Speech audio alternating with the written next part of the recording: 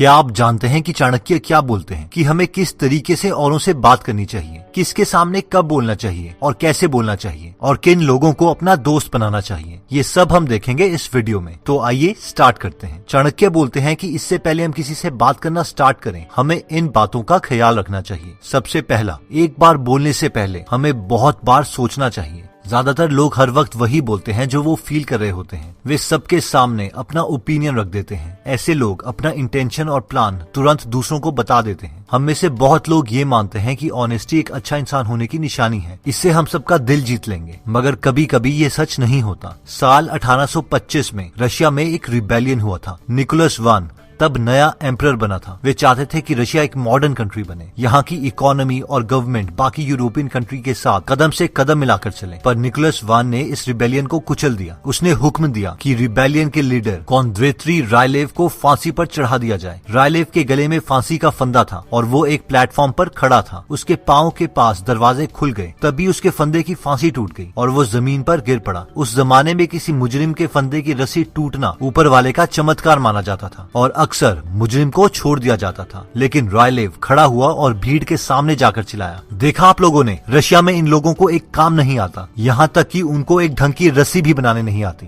राजा का मैसेंजर तुरंत राजा के पास गया और उसे पूरी बात बताई। निकोलस वान बड़ा डिसअपॉइंट हुआ कि रायलेव की फांसी टल गई। मजबूरी से उसे रायलेव के माफीनामे पर साइन करने पड़े। लेकिन साइन करने से पहले उसने मैसेंजर से पूछा, क्या रायलेव ने इस चमत्कार के बाद कुछ कहा? इस पर मैसेंजर ने जवाब दिया, शायर, उसने कहा कि रशिया के लोगों को एक रस्सी तक बनाने नहीं आती। निकोलस वान ने उसी वक्त वो माफीनामा फाड़ दिया। उसने हुक्म दिया, ऐसी बात है तो चलो इसे गलत साबित करते हैं। और अगले ही दिन रायलेव को फिर से फांसी के तख्ते पर लाया गया और बदकिस्मती से उस दिन रस्सी नहीं टूटी। अपनी बातों को लिमिट रखने से न सिर्फ आप पावरफुल बनते हैं, बल्कि इससे आप कई गलतियों से बच भी जाते हैं। जब आप बिना सोचे समझे बोल देते हैं तो कई बार गलत या बेवकूफी की बातें भी बोल देते हैं और इससे आप मुसीबत में पड़ सकते हैं। एक बार जब हम कुछ बोल देते हैं तो अपने वर्ड्स दोबारा वापस नहीं ले सकते। तो जो भी बोलें सोच समझ कर बोलें। हो सकता है कि आपकी किसी बात का किसी दूसरे को बुरा लग जाए या फिर आप खुद ही मुसीबत में पड़ जाएं। जैसे कि कहावत है, कम बोलने से कम गलतियां होती हैं।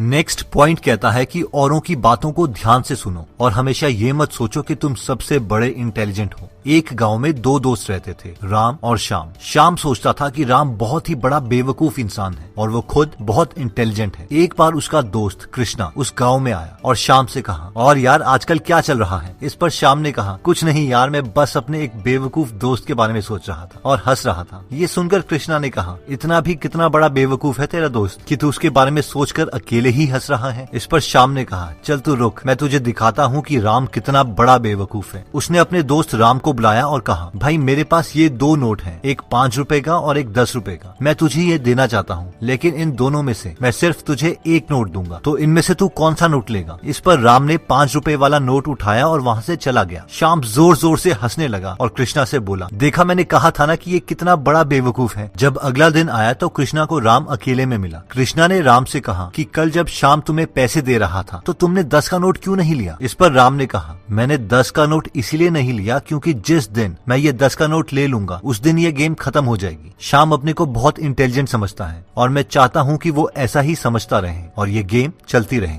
नेक्स्ट पॉइंट में चाणक्य कहते हैं कि आप एक लालची इंसान को गिफ्ट देकर फ्रेंड बना सकते हैं, एक स्ट्रॉन्ग आदमी के सामने झुककर उसे दोस्त बना सकते हैं, एक इडियट को रिस्पेक्ट देकर खुश कर सकते हैं, लेकिन एक इंटेलिजेंट इंसान तभी खुश होगा जब उसके सामने आप इंटेलिजेंट बात करोगे। डेल कार्नेगी अपनी book how to win friends and influence people में बोलते हैं कि एक बार उन्होंने अपनी टैक्स रिटर्न भरी थी। उस वक्त उनकी बहस एक गवर्नमेंट टैक्स इंस्पेक्टर से हो गई। कार्नेगी के टैक्स कंसल्टेंट के अकॉर्डिंग एक $9,000 की आइटम बैड डेट में आनी थी, यानी उस पर टैक्स नहीं लगना था, लेकिन गवर्नमेंट टैक्स इंस्पेक्टर के अकॉर्डिंग उस आइटम पर टैक्स लगना था। कार्नेगी जानते थे कि उस गवर्नमेंट इंस्पेक्टर को इंपॉर्टेंस की फीलिंग चाहिए और अगर वो उनसे बहस करते हैं तो उन्हें लेने के देने पड़ सकते हैं। इसीलिए उन्होंने बात चेंज कर दी और कहा, ये आइटम्स को कंपेयर करना कि कौन सी किस कैटेगरी में आएगी, ये तो बहुत ही डिफिकल्ट काम है और आपको ऐसे डिसीजंस रोज लेने पड़ते हैं। मेरे जैसे आदमी की सारी नॉलेज एक बुकिश नॉलेज है, लेकिन आपकी नॉलेज रियल एक्सपीरियंसेस से बनी है। कई बार मैं ये सोचता हूँ कि काश मेरे पास भी आपकी जैसी जॉब होती ताकि मैं आपकी तरह हर रोज कुछ नया सीख पाता। ये सुनते ही उस टैक्स इंस्पेक्टर ने अपनी चेयर को आगे कर दिया और कार्नेगी को कहानियां सुनाने लग गए कि किस तरीके से उन्होंने ना जाने कितने ही टैक्स फ्रॉड पकड़े हैं जो बाकी ऑफिसर्स नहीं पकड़ पाए। धीरे धीरे उस टैक्स इंस्पेक्टर की टोन फ्रेंडली हो गई और वो अपने बच्चों की स्टोरीज भी बताने लग गए। और फिर उन्होंने लास्ट में कहा कि वो ये डिसीजन 2-3 दिन बाद लेंगे। 2 दिन बाद उस इंस्पेक्टर की कॉल आई और उसने कहा कि उस 9000 आइटम पर टैक्स नहीं लगेगा और हम टैक्स रिटर्न को पहले जैसे ही रहने देंगे। ये रियल लाइफ इंसिडेंट हमें यही बताते हैं कि अलग अलग इंसान को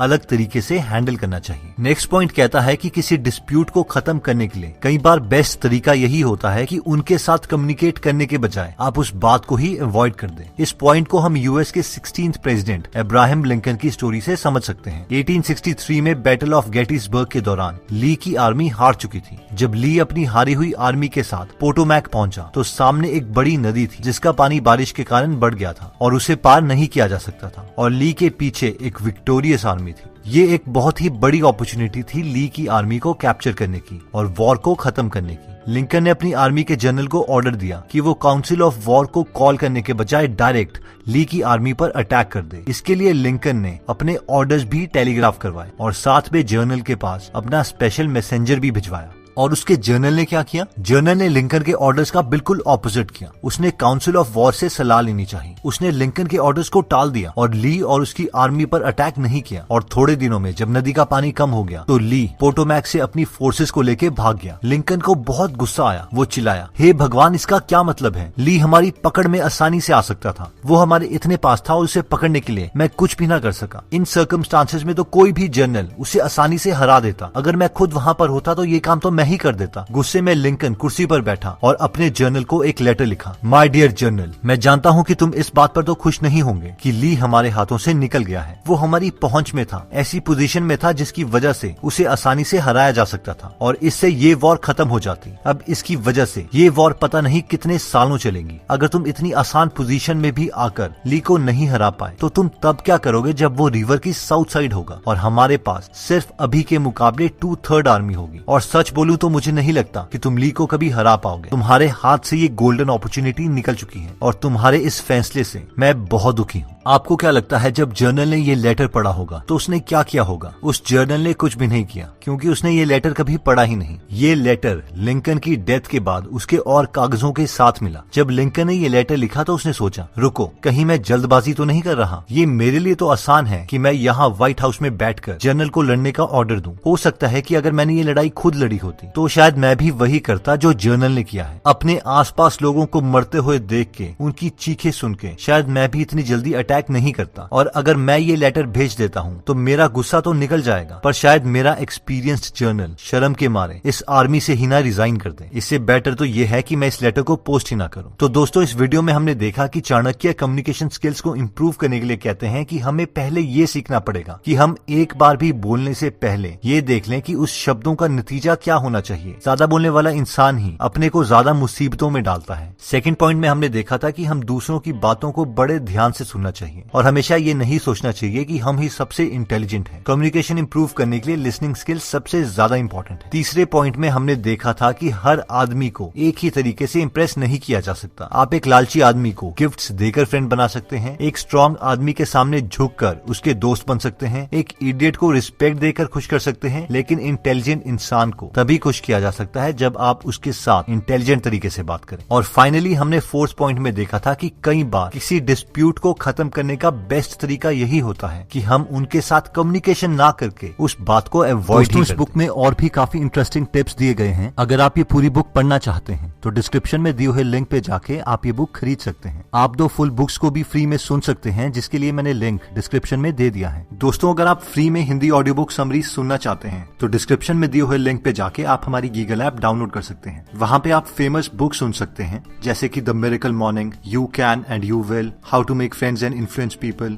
ई myth revisited, 0 to 1, Chanakya Niti, the one thing, power of habit, wings of fire, the monk who sold his Ferrari and many more. और हर हफ्ते इस ऐप में हम एक नई ऑडियो बुक समरी डालते हैं। कमेंट सेक्शन में आप बता सकते हैं कि आप नेक्स्ट वीडियो किस टॉपिक पर चाहते हैं, ताकि हमें भी फीडबैक मिले और उसी टॉपिक्स को हम कवर करें। इस चैनल को जरूर सब्सक्राइब कर लीजिए और बेल का बटन दबा दीजिए ताकि आप ऐसी नॉलेजेबल वीडियोस कभी मिस ना करें। और इस वीडियो को लाइक जरूर कीजिएगा ताकि हमारा कॉन्फिडेंस बढ़े।